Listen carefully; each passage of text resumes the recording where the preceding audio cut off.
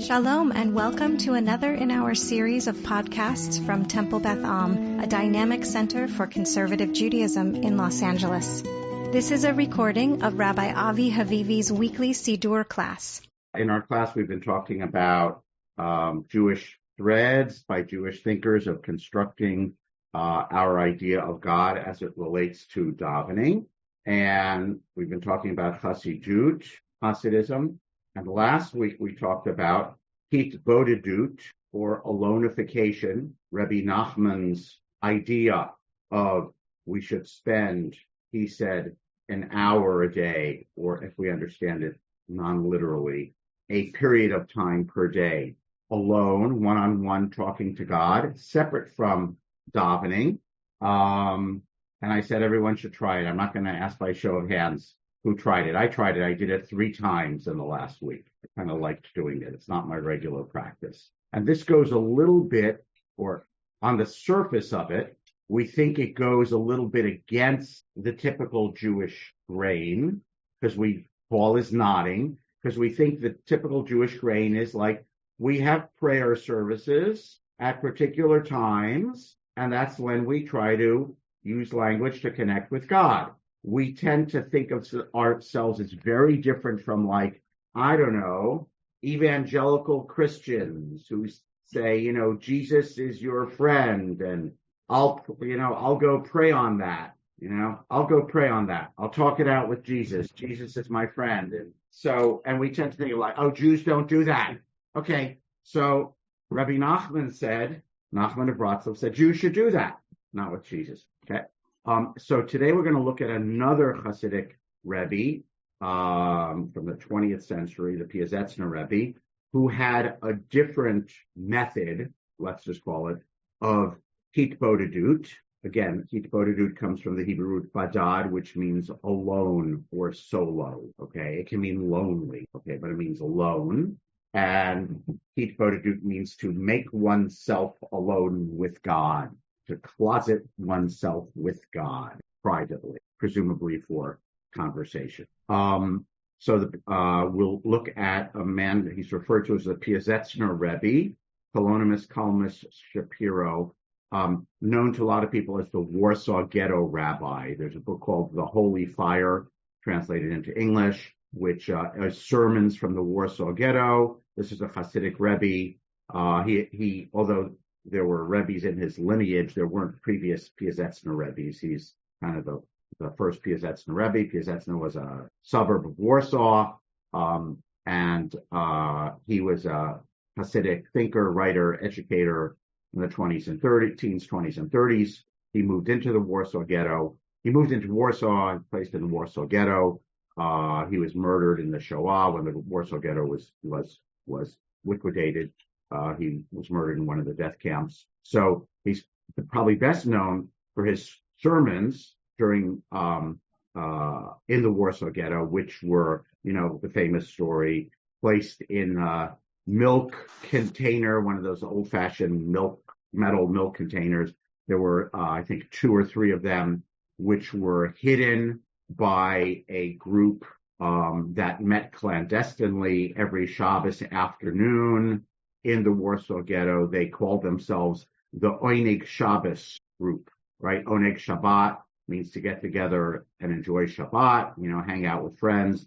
But they were actually gathering all sorts of written group of, I think, 20-something educators, teachers, professors, journalists, all Jewish in the Warsaw Ghetto, who gathered together any kind of written matter they could get their hands on. Ration coupons, orders from the Judenrat, programs from theatrical performances. They saw their mission as preserving whatever they could literarily from the life of Jews in the Warsaw Ghetto during wartime.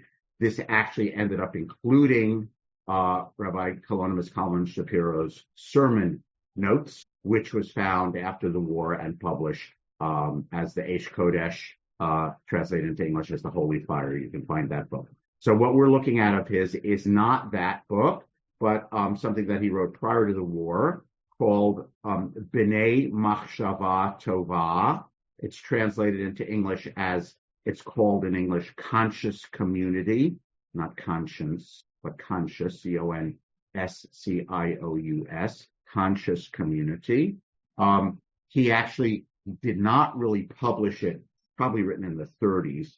He did not actually publish it publicly. He made a number of copies privately, and he, in the introduction to the book, it says that this was originally meant only for private consumption, that the Rebbe wrote instructions for small groups of students who he encouraged to get together to create a society, like a club, to do deeper spiritual practices, what maps sort of onto our parlance, or some teachers say it maps onto mindfulness practices. He didn't use the word mindfulness. He used machshava, which in modern Israeli Hebrew means thought, but it meant consciousness. B'nai machshava tova literally means the society or people of good consciousness, but really he meant deeper conscious. So this was a book of instructions. It was a manual for students who wanted to go more deeply in their spiritual practice. It's been translated into English. It's a book called Conscious Community. And what I'm going to show you today is a passage. It's on Sefaria. It's available on Sefaria. So anyone can get it at sefaria.org. If you just click down under Hasidism, you can find the whole book. Okay. I think that was my intro. Now, I'm going to find it and screen share. If you'll just give me a moment, but I'll pause just to ask if there are any questions while I can't see any hands because I'm looking for something. So just unmute yourself if you have any question or comment on where we're at so far. Question, comment. Not hearing any. It's okay. And then, by the way, after Pesach, we're going to go on to modernite, modern contemporary theologians and thinkers about God and prayer. Heschel, Soloveitchik, Mordechai Kaplan, etc. By the way, why I'm familiar with this, undoubtedly there'd be other Hasidic Rebbes who talk about how to be alone with God. Rebbe Nachman was the most famous. He's the one who developed this theory of go talk to God privately. He voted it. The Piaseczner I'm familiar with because I'm actually taking an online class with a woman named Yiska Smith who teaches at Pardes, and she's giving an online class in the Piaseczner. We're now on session 10 out of 16.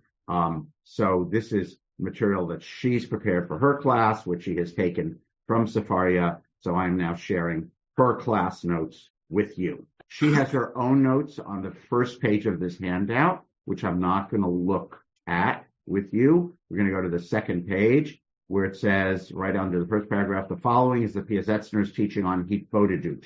Although I'm not entirely sure that he uses the word Hitbodedut, okay? But it is still his theory of how to be alone with God, how to talk to God. Let me just take a step back. The basis of the Piasetzner's conversation or writing about this is that he says is that we are most of the time, our soul, our individual soul, is sleepwalking through life. We are dulled. We are spiritually and emotionally dulled. We're worried about, our quotidian stuff, money and food and our house and stuff like that. And we don't go deeper than that, and we become spiritually dulled. And he is giving people techniques to go deeper. Okay, so that's why he starts out saying in paragraph section or chapter 9, it seems to me that a person's soul is hidden. It's sleeping beauty. Our soul is sleeping beauty. We've fallen into a deep sleep, okay? And very interesting in this paragraph, he says, part of the reason for this is because our individual moments of spiritual awakening and our moments of going to minyan, communal prayer, do not necessarily overlap, okay? Quite commonly, when we daven, there is no inner awakening to holiness now. You're davening, you go to shul, and it's not your moment of spiritual awakening. You're not spiritually awake. Other times, we feel, he calls it moved and alert.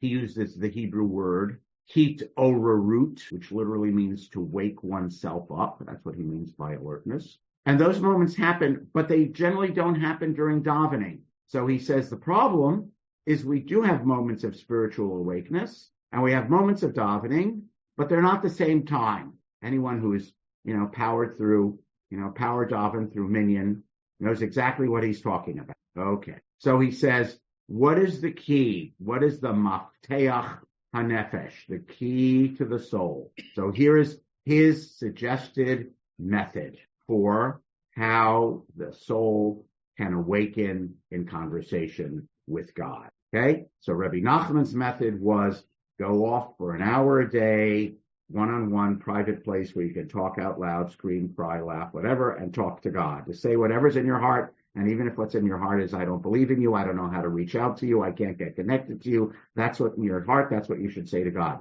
That's Rabbi Nachman's method. Rabbi Piaseczner now gives a different method. Here's his method. He said, there are moments when we experience deep feeling. Heat, rag, shoot, deep feeling. Okay? And those deep feelings could be anxiety, sadness, joy. Okay? But those are moments when we naturally feel alive. This is one way in which, by the way, the Piaseczner is very modern.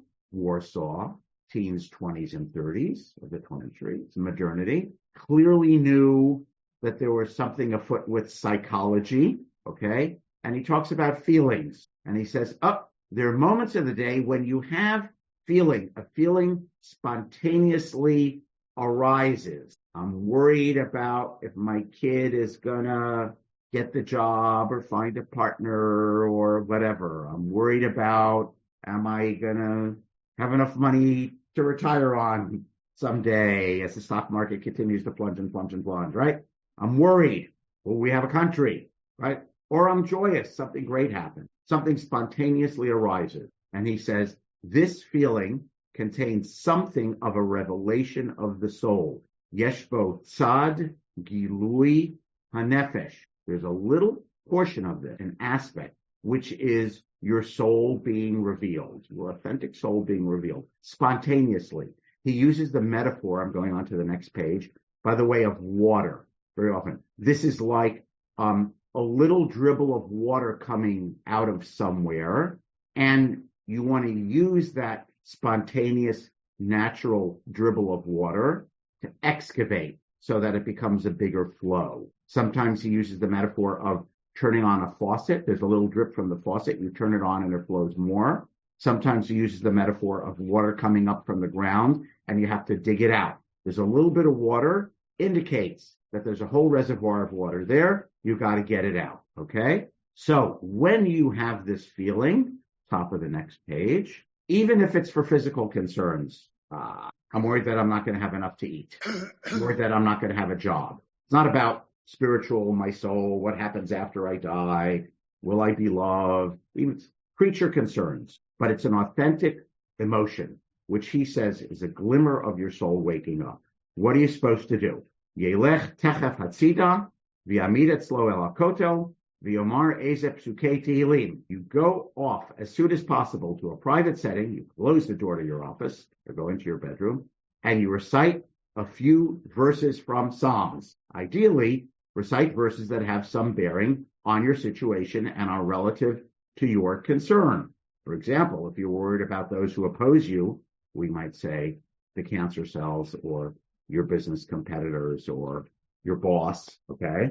Then you recite the verse, some verse about my enemies. We know there are plenty of those verses in Psalms. By the way, this is somewhere where Christians are better than us. I don't know if you've ever seen those Christian Bibles where, like, inside the cover, there's a list of occasions. You know, if a person is feeling worried, say this passage, and it has, refers you to the chapter or verse where you go look for it in the Bible.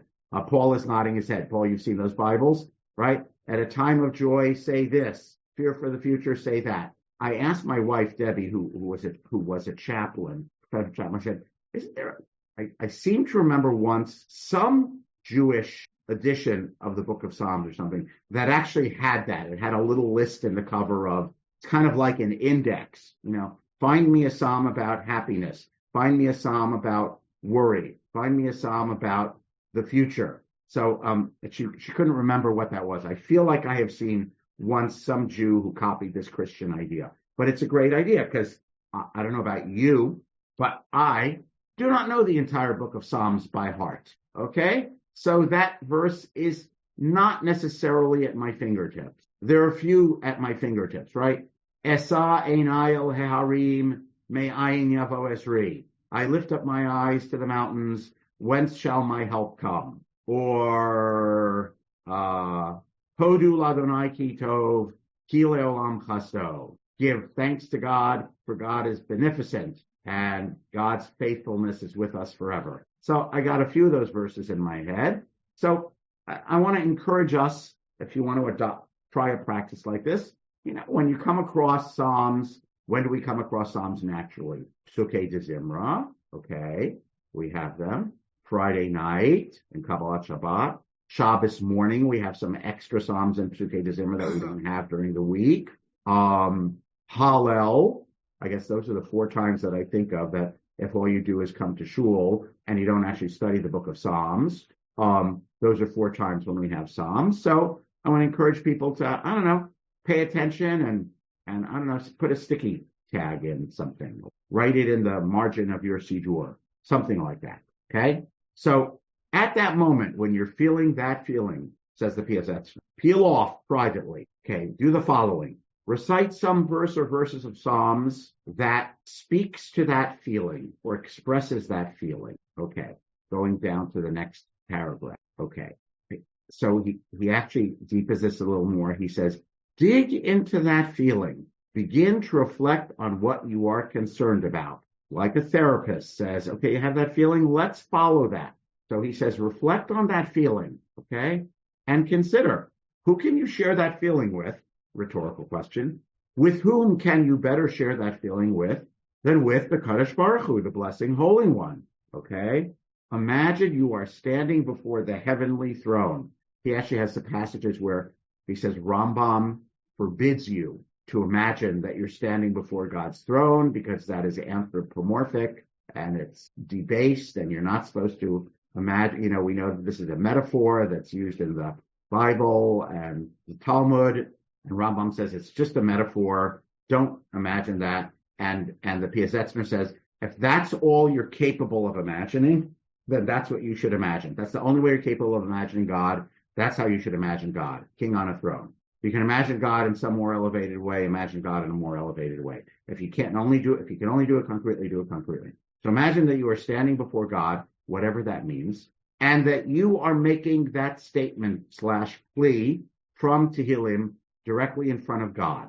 And so step 1, notice the feeling, pay attention to it, and honor it. Step 2, link it to some verses of Tehillim, verse or verses of Tehillim that expresses or connects to that emotion, that feeling.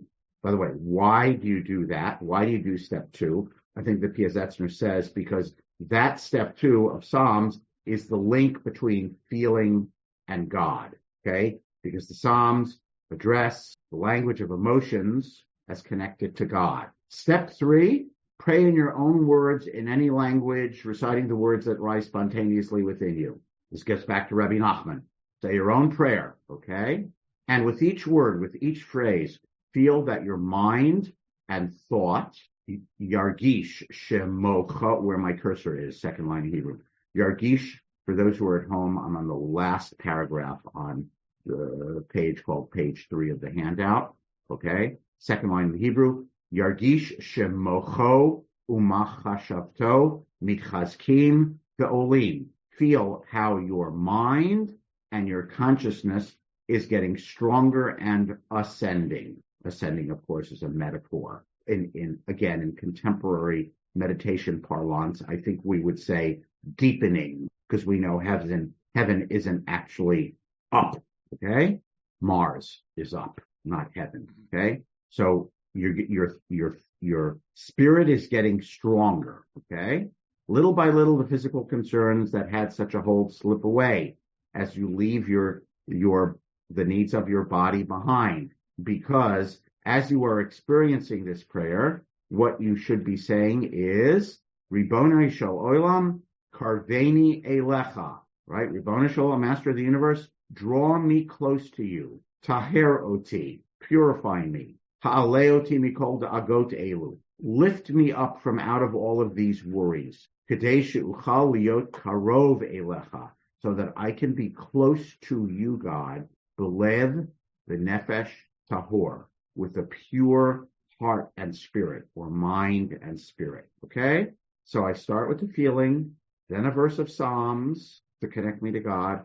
Then I pray on it and say, I'm going to talk like the Christians do. Then I pray on it. Okay?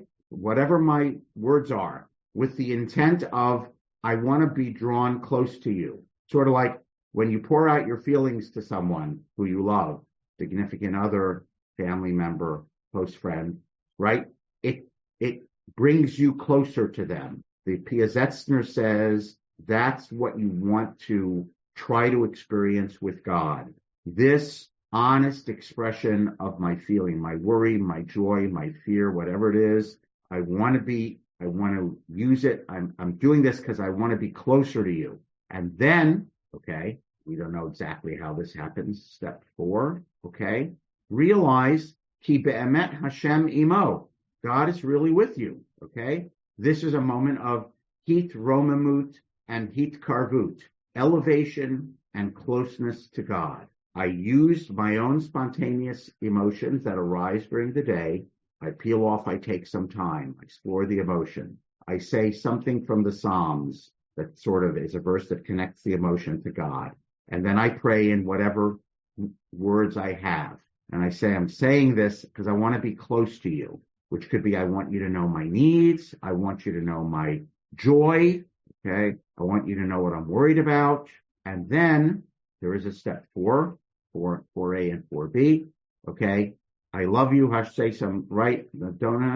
This is a time to draw out the sparks of your spirit. Stand in a corner and recite a few brief verses from Psalms. Is in another phase of reciting Psalms. I'm not quite sure. But this, notice what he quotes is, Hashem, you are my rock, my refuge, which is sort of means, God, I know that you're with me. And then you finish and say, God, right? Your own spontaneous prayer. Thank you for your great kindness, for taking care of me, for your compassion, right? So I don't know quite this is 4 steps, 5 steps. I don't quite know. Okay. Emotion, Psalms, pour out your heart to God, realize your closeness to God and a sense of security in that closeness. The security, not that you know that your worry is gone or that you will get the job, but security in the sense of closeness, which means you are not alone in the world. I think he would say, not that you know that you're going to get the job and they'll be winning bank, but you're not alone in the world, okay? And God is your rock, which doesn't mean you'll get the job. So he says, he loops back to the beginning of the next page, page 5, loops back again and says, not even a simple sigh that comes out of your heart. The moment when you say, "Ay," that thing, don't even let that go, he says. That's the moment of this. Now he gets into the dribble of water. We don't have time to read all through it. You can read it at home, right? It'll be posted with the class. That sigh that comes, that little worry, oi, oi, oi, I hope so. Oi, oi, oi, I don't know what's going to be. That's the little dribble of water that comes out. That's your real spontaneous feeling. Go with it. Okay, that's the moment that you pause, something that comes really out of your heart. This is where you can dig out the source of water, okay? And then he says a very interesting psychological thing, which is the last paragraph, which is very interesting. He says, besides that whole mindfulness practice that I just encouraged you to do, tfilot v'hitrachavot ha'hitrachshuyot halalu be'atzman tovot hein. This practice of deepening and exploring your emotions is worthy in its own right, okay? Just like your therapist who says, no, let's follow the feeling. It's good to, we call it fancy shrink terms, ventilation of affect, which means let those feelings out, let them breathe, okay? Why?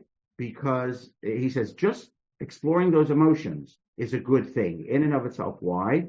Because this is a method to rouse the soul from sleep, right? We tend to say, don't think about that, don't feel that, move on. I've got to go. I have a next appointment. I've got to be somewhere. I can't let that distract me. And the Piaseczner is saying, no. Those are the moments when you actually start to wake up, okay? Those moments of spontaneous emotion are the moments when your soul is actually waking up. It is, besides this meditational practice, I'm not going a step further in calling it a meditational practice. You might disagree with that. Some hardcore meditators might disagree with that.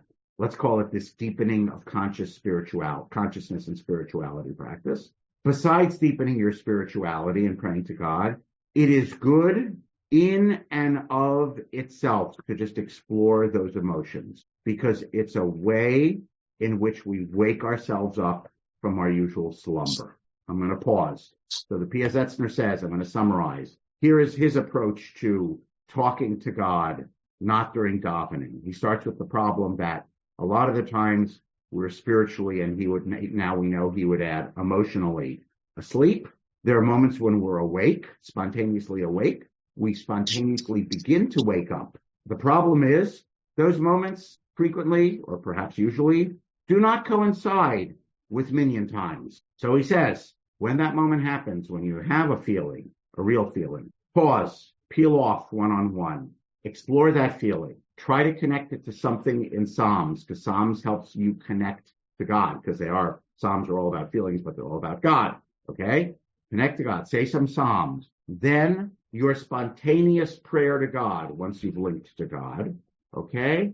And do this for purposes of not that my prayer should be answered, but that I am sharing this moment, feeling, this yearning, this joy with God, who I am feeling close to. Don't let, so he says the emotion is you noticing a trickle of water.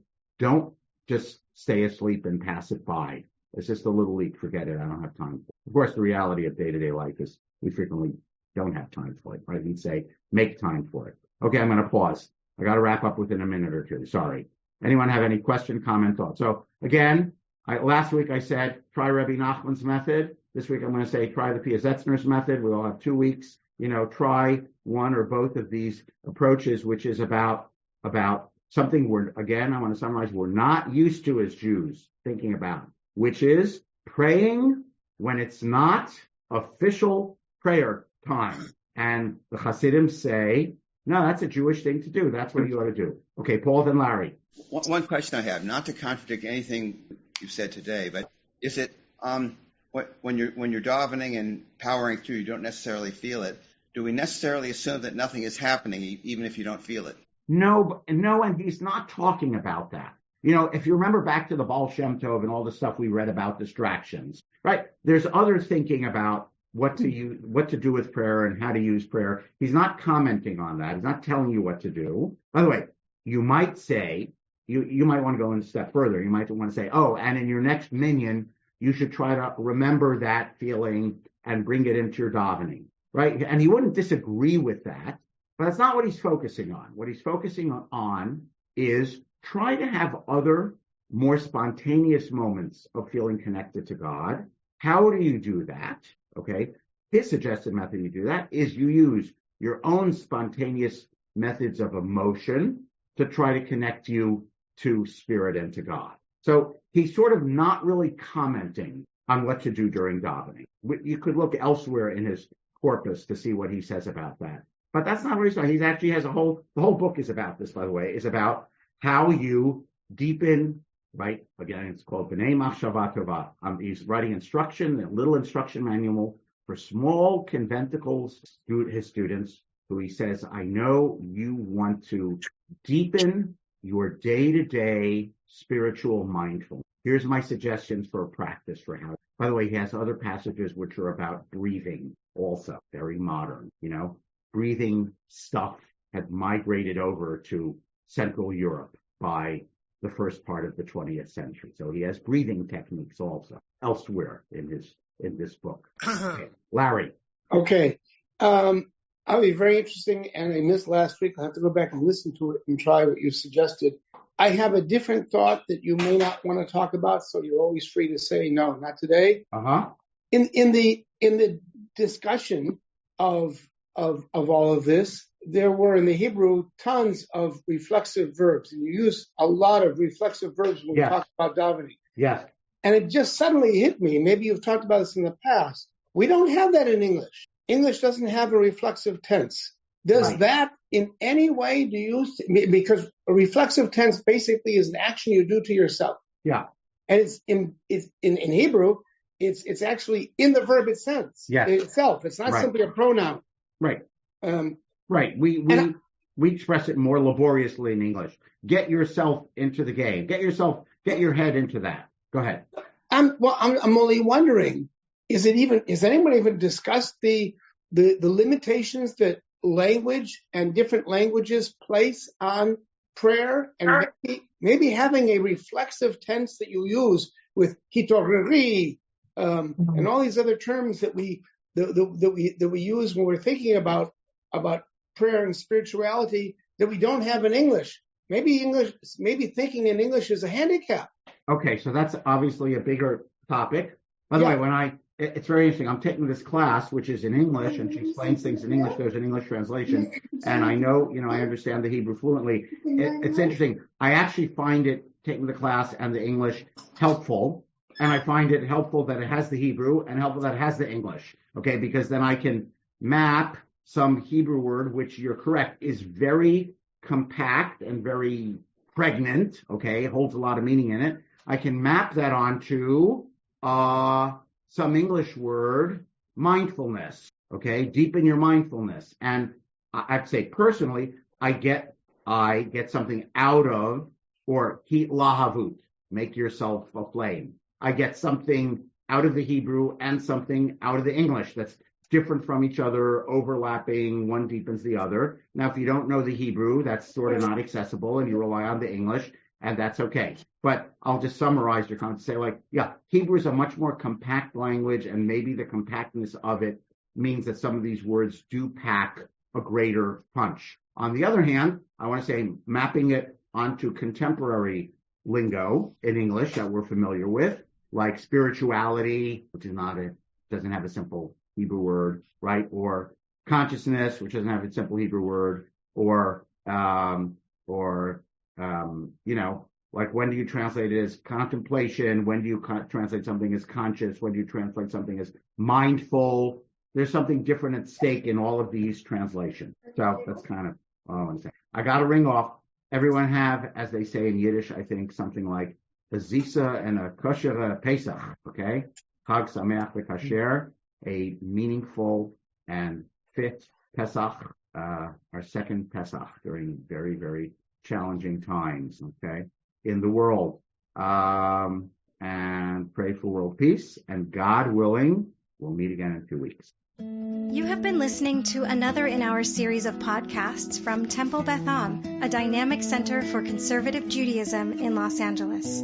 If you enjoy these podcasts, we invite you to write a review on the Apple Podcast site or wherever you get your podcasts. For more information about Temple Beth Am Los Angeles, go to tbala.org.